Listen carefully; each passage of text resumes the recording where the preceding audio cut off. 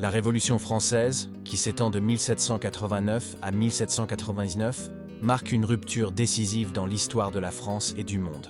Elle éclate dans un contexte de crise financière, d'impôts lourds supportés par le peuple et d'inégalités sociales profondes. L'ancien régime reposait sur trois ordres, le clergé et la noblesse, détenteurs de privilèges, et le tiers-État, qui représentait l'immense majorité des Français, mais n'avait presque aucun pouvoir politique. En mai 1789, Louis XVI convoque les États généraux. Rapidement, le tiers-État se proclame Assemblée nationale et affirme représenter la souveraineté populaire à travers le serment du jeu de paume. Le 14 juillet 1789, la prise de la Bastille devient le symbole de la fin de l'absolutisme.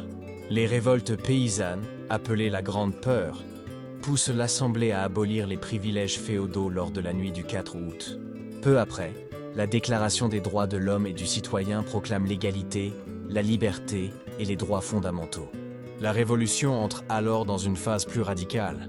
En 1791, une monarchie constitutionnelle est mise en place, mais elle échoue rapidement. En 1792, la République est proclamée et le roi est jugé puis exécuté en janvier 1793. Face aux menaces des monarchies étrangères et aux révoltes internes, la Convention instaure la terreur sous la direction de Robespierre, période marquée par des exécutions massives. Sa chute en 1794 met fin à cette violence.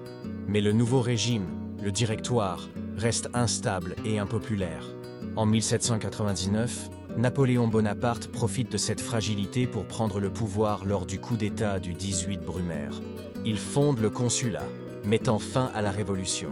Cet épisode, malgré ses excès, a transformé la société française. Disparition des privilèges, égalité devant la loi, affirmation de la souveraineté du peuple et reconnaissance des droits universels.